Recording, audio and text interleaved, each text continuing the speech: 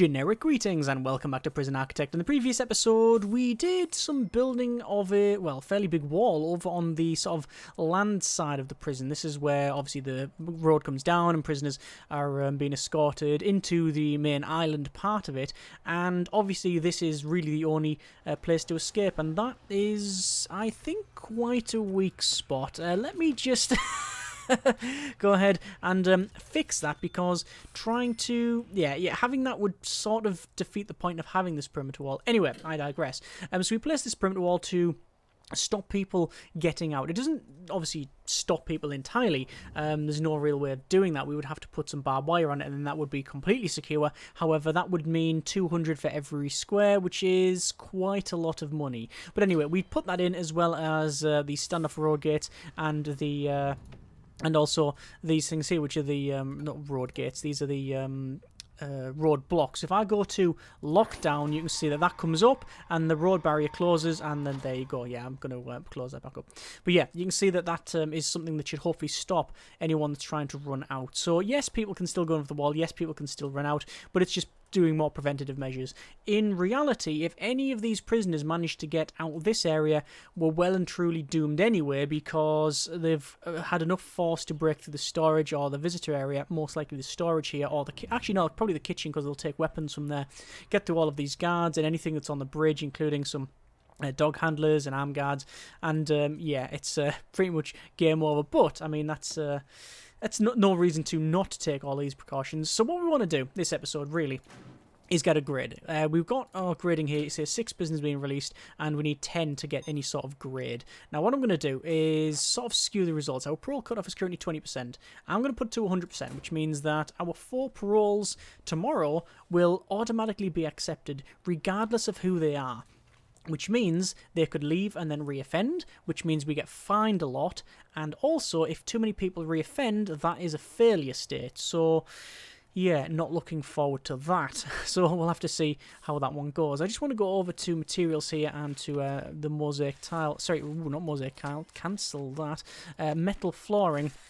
And just make sure that there's metal flooring in all of the floor bits, because obviously we did have some people try to tunnel, and there we go. So there is $3,000 for early release of the prisoner. So I don't know why they went through that now.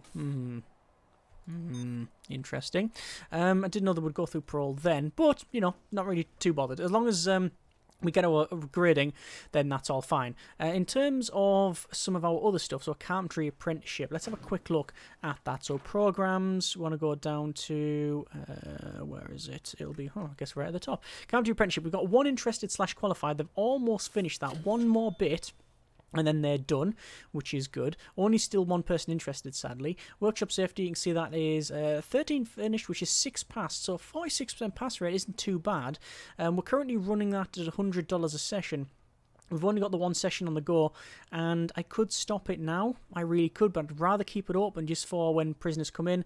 If they need to go on that, then that's fine. It's the 100 generic units of currency is worth it, just for the fact that I don't have to remember about it. I can just leave it there. Carpentry apprenticeship, not so much. It's 500 for 5 sessions.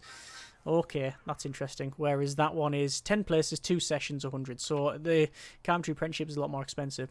Foundation education, we've got 1 interested and 1 finished, 1 passed at 100% pass rate. Who would have thought? Sadly, we've still got 1 on the go there. I don't say sadly. What I mean by sadly, as in there's only 1, not that there is 1 person doing it. It would be much better if there was more. General education's on the go as well, and it looks like 1 person is doing that, which you can see is in here. That is Christopher Hughes by the look of it, which is different from our carpentry apprenticeship person, so that's okay. We've got behavioural therapy. We've got 37 in the queue. We could start a lot more of these if we wanted to. I guess we'll reschedule or we'll carry that through. We might as well try. Pharmacological drug addiction. We've got 2 finished, 2 past 100%, which is excellent. That's really good, 100%. I'm going to stop that, though, because there's nobody running it. There's no real point. Alcoholics group. There's 1 in the queue. But it's 10 sessions over 200 a session, so I'm going to stop that as well, with only being 1 person there. It's not so bad with behavioural therapy because it's 5 sessions and it's 200 sessions. Definitely be someone going there. But when it's a large one, a lot of money with a long session, long sessions is no real point. Certainly not for the amount that it costs. Spiritual guidance, always good. You could put some more in there, but I mean, is there really any? Is it strictly necessary? I don't think. Strangely, you pass or fail spiritual guidance. I wouldn't have thought spirituality would have been a pass or failure thing. You're not trying to ascend to godhood. It's more of a well, it depends what you're looking for, really. But anyway. Yeah, pass 31% on that. Kitchen safety and hygiene, we've never run it, no, will we? And alcoholics group is, we've knocked that off. So it looks like guard taser is on the go. So once that has been finished, I will stop that. Danger level is going up, but you can see people have funneled out quite successfully to the shower. Let's stop that guard taser certification there. It looks like there's been a lot of tasers just bought, which is good. We did have to buy a lot more guards there. Some people are being escorted to solitary, probably from things we've just found on them. We do still have Simon there, who is, once again, just sitting in and around there. This is our first lucky contender here, Alex Martin, prisoner number 471570. 16 years for rape and assault, and the estimated reoffending chance is 2%. Well, I'm guessing they're going to be paroled early. And with a 2% chance, they would be paroled anyway. So this is good. Punishment is high, so you can see that they've had 4 points for 8 years served, 4 points for a 23% stay of lockup, and 25 points for 129% suppressed. Right, okay. So that's pretty good. Because of the suppression, the punishment will be quite high on a lot of people. Obviously, people with Stokel who don't care about that sort of thing, then, yeah, is it Stokel? I think it's Stokel. Character, Stokel. Not become suppressed when locked in solitary. Okay, that's not that. Oh no, it might be that. I think the suppression is due to suppress compliant armed guards. I think that's what it is. Anyway, so that person has been released by the look of it. In fact, yes, you can see it says released underneath them. So that's going to be another person out the door. So we check that. That's going to be 8 people in total.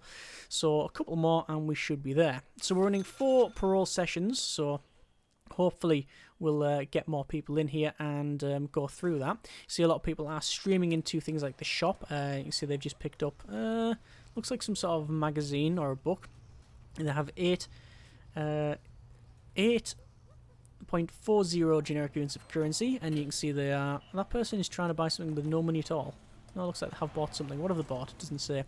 In the shop, you've got all different stuff. You've got magazines. You got well, I mean, what have we got on the shelf? It's actually, you can't see a thing. Let me get a guard in there and see what we can see. So we'll get a guard in, and we'll see what sort of things are on here. So we've got, let's see if I can guesstimate it. That's packets of crisps or chips. That is chocolate, probably Hershey by the overall design of it. Kit Kat, I think. Don't know what that is. Talcum powder, maybe. Soap of some kind. Yeah, it looks like to be soap. You've got, looks to be, what is that? What is that? Maybe shower gel of some kind. Toothpaste, probably. That looks like plain and self-raising flour. Now, I know some of the prisoners are keen on having some substances that are similar in look to that, but certainly not bought from this shop. But I don't know what that would be. I don't know what it is. You got some magazines, books, finally some newspapers, and then some playing cards, and all the rest of the shelves are the same. You can see we bring in these shop goods, and then they stack them onto the shelves there, and then they have to go up the shop front and sell them.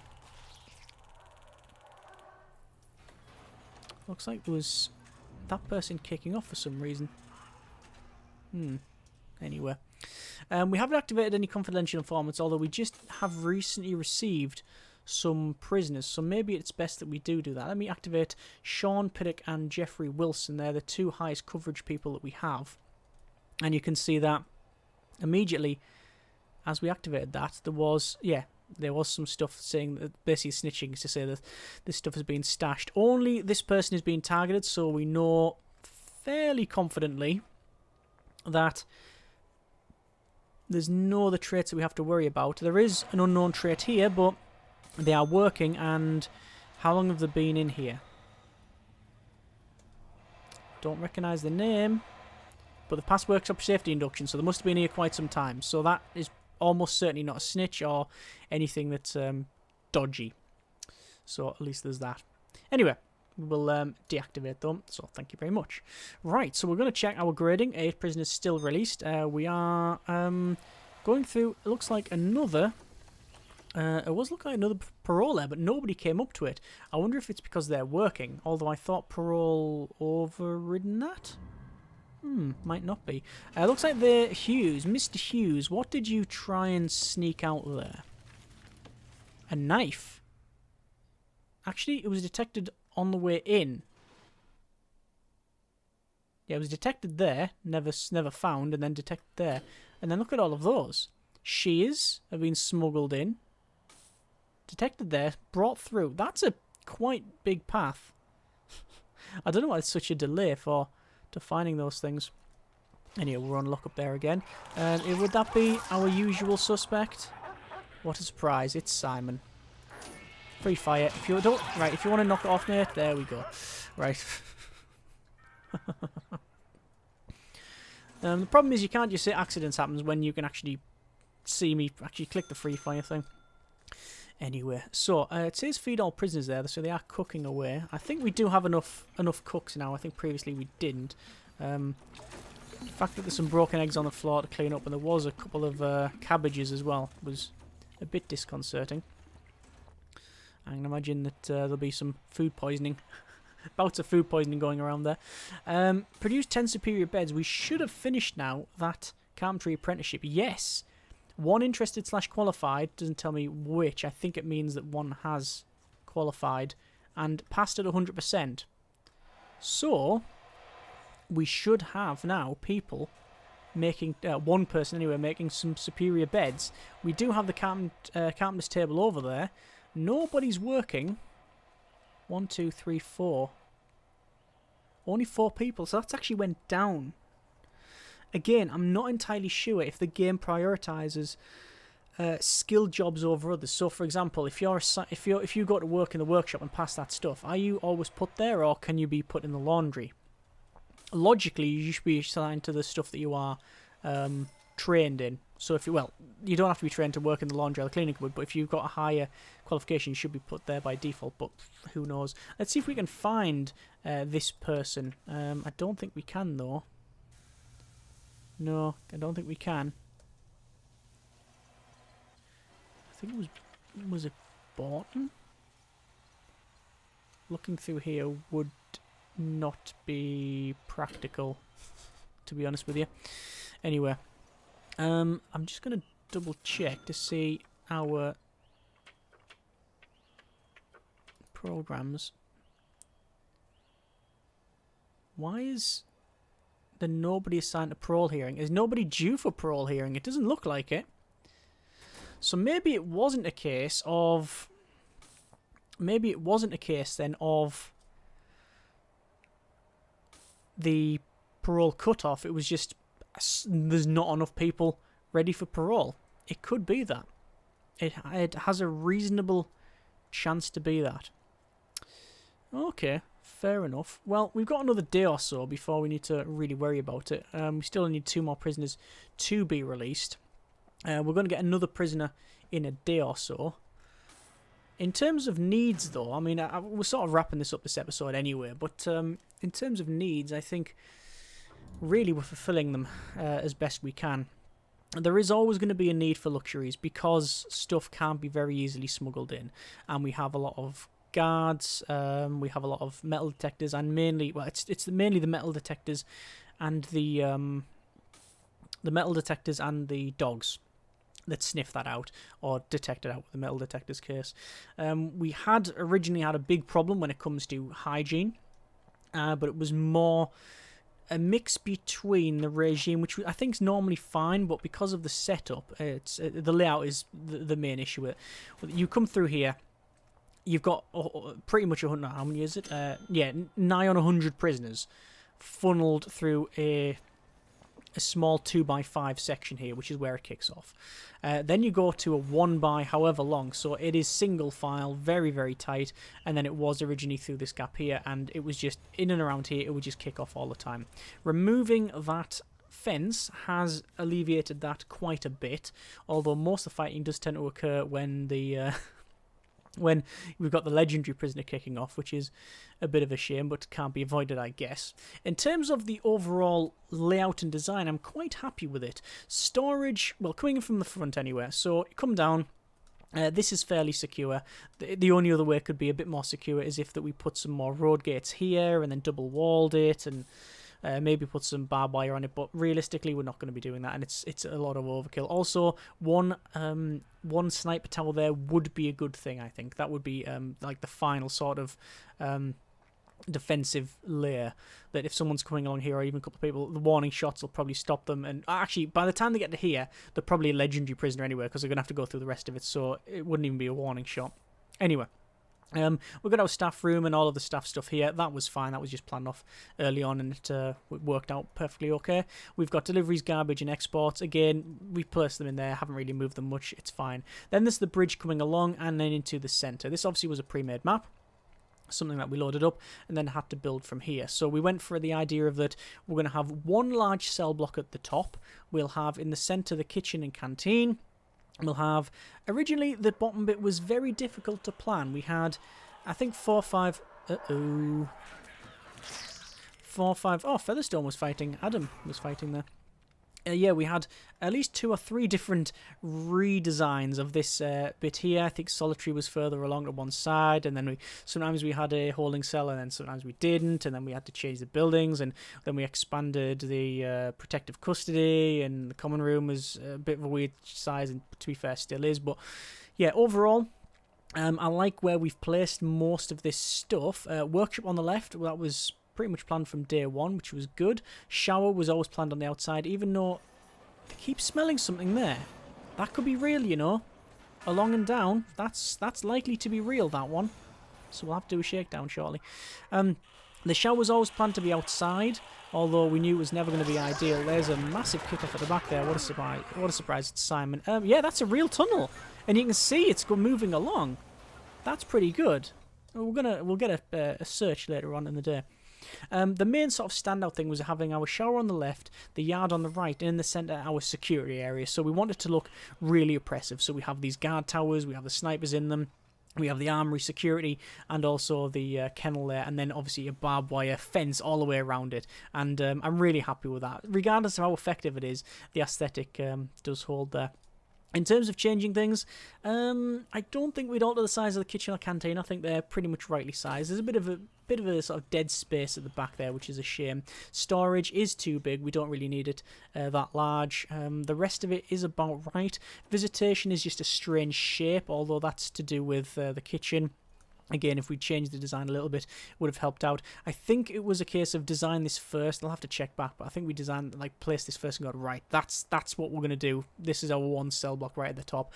I don't think I'd change this. If we would, it would probably be to change or add more entrances, really. But yeah, that's the only big issue. The stuff down here is perfectly acceptable. We've got pretty much all of the additional buildings in. So even though this is, I think it's a medium-sized map. Is it 120 large? 160. Okay, so I don't know whether it's a medium or a large map, but either way, it's quite a small buildable area. I mean, what is the buildable area?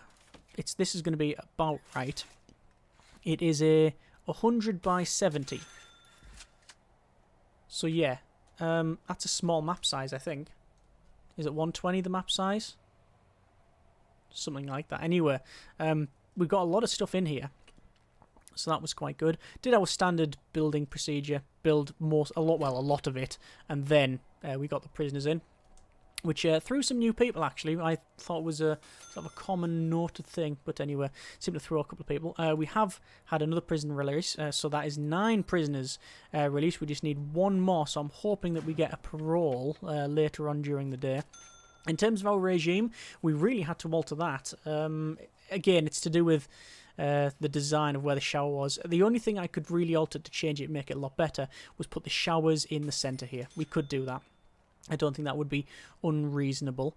In terms of policy, we haven't really touched much of that. We did alter the meal quantity and variety just to just to get the grants done, really, but we haven't touched that. Grants, we got a lot of them done. I mean, you see there's all the ones done there, which is pretty good. A lot of them we got done before we got prisoners, probably about half of them, I would assume, but that was quite good. We are still running decent programs. We could make more money if we didn't do that. Oh, we're on daily cash flow as well. Nice. So we could do that. We could have shifted some of this off, but I don't know if it's strictly necessary. Looks like we've got a parole hearing on the go there, and that person is coming down. So, well, they should pass because it's on 100%. So their estimated reoffending chance is 13%. So that's fine. So they should be released. So that means we should get a grade. In terms of finance, we were on elite money per day, 1337. Valuation is valued at 380,000 generic units of currency, which is pretty good. Total prisoner capacity is 101. That is 93 maximum security and then 8 protective custody. Obviously, this is a high-risk prison only, so the only real downside is the deaths in custody, which we are going to find out now. Okay, so this is extremely interesting. Reoffending rate 0%. Okay, fairly understandable. Because we had our parole, and I'm going to change that now, one moment. Because we had our parole at 20%, there was really only a 1 in 5 chance of prisoners reoffending when they leave. Realistically, if we look, and this is just, you know, a cursory glance when we by clicking on it and whatnot, and fairly academic in a lot of senses, but when we were looking at I think it was like 2 and 3% for reoffending chance on some of the prisons that we clicked on. So yeah, I mean, reoffending rate of 0% is interesting. Prison value 380,000, daily profits 1,240, staff fatalities 201.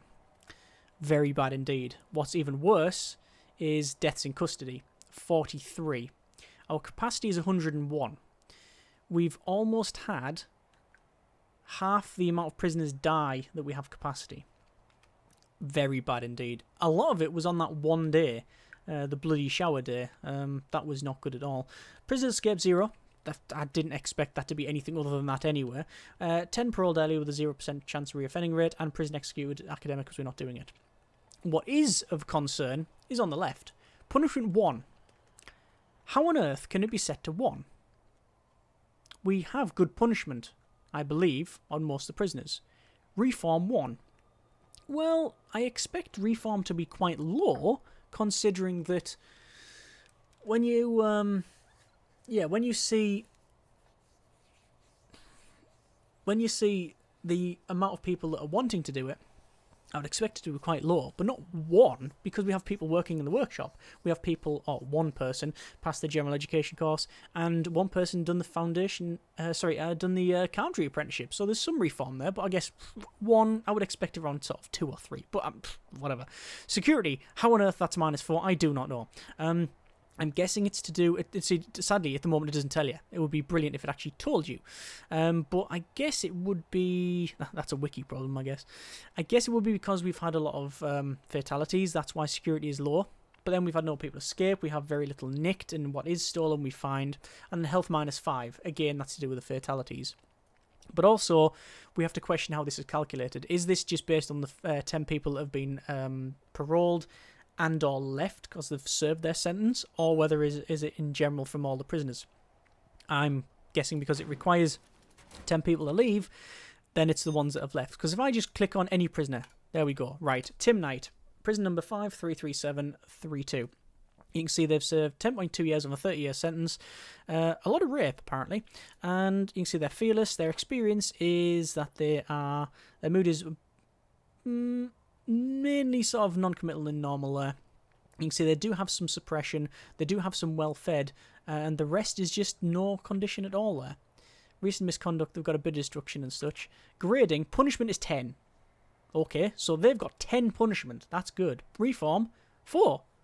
You can see that? You can see they're working, so working increases their reform. Security is 3.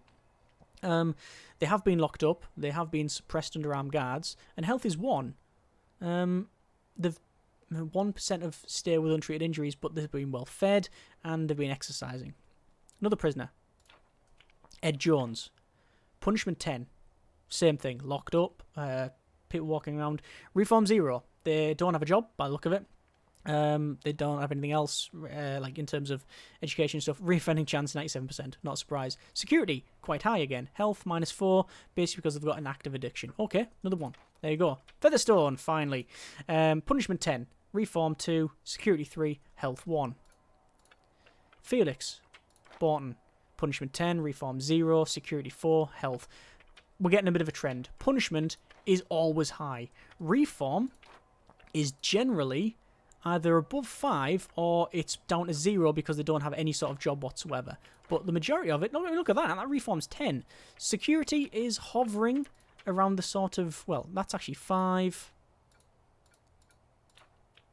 That's 5. That's 5. That's 5. And then there's health, which 1, -1, -3, -2, -2, -1, -3. So health should be our lowest one, but punishment certainly wouldn't be one. So yeah, this is based on the ones that have left, probably. Either way, it's a bit of a dodgy calculation, but at least we have a grading. Overall, very happy with what we've achieved. Been a different one, certainly a different one. Mentioned about what we could have done to make it better. What else could we have got? Oh, we have to find this tunnel. Surely we have to find the tunnel. And that person, did you notice there? They just flashed a rope. We'll search that person. We know for a fact that a rope is actually a tunneling, actually a tunneling piece of equipment as well. We've seen that previously. And there's the rope, and there's the tunnel. Wouldn't have expected that, huh? There's the tunnel. Interesting. Anyway, yeah, as I was saying, yeah, that rope stuff, diggy. The couple of things we could have done to make it a bit different. There was a piece of equipment that you can, it's a mod actually, that automatically sorts people when they come through. Didn't really see the point in getting that because it, I don't know, it was just automatic sorter. It's not a program, which is a shame. It's just a bit too easy. I did try it. So I lie, I didn't try it out. I just looked at it and went, not too sure about that. Maybe we'll try it out at some point. Bit of subsidence on the wall there. Okay. That's really not much cause for concern, quite honestly. Yeah. We could have got the, I think it's called the Chinook mod, which is prisoners arrive on a helicopter, but this map still has the road on it. I think there are full island maps that you can get, and I'm interested in looking at some of those. But yeah, overall, very happy. Somewhat different, and as I think most people get, certainly not the best design, but we wanted something a bit different and something we haven't done before. You know, we're sort of making our own challenges and stuff here. That's the sort of point in it. We could very easily make like a Supermax facility on a standard map, and it wouldn't be really any great difficulty for us. So yeah, there we are. That has been a bit of Island Architect. Looking forward to trying some new stuff, seeing what gets added in the future, and fighting in here. No longer. And there you go. Hope you have enjoyed this episode and the series in total. I'm up for doing some... I'd like to do another 3D walk around. I think it would be quite good with all of the water. But certainly want to do... I want to try and escape from it. I don't think it's going to be possible, quite frankly, though. I think this facility is just far too secure for us to attempt to escape. If we do escape, it'll be probably just by sheer brute force, but I'm up for trying an escape. I'm up for trying also Extreme Testing Initiative, where we give everybody different tools and equipment and see what they do. And just to see what would happen under, we can call it fault conditions, can't we? But yeah, under worst case scenario conditions, I guess. Either way, thanks very much for watching. Take care, and generic partings.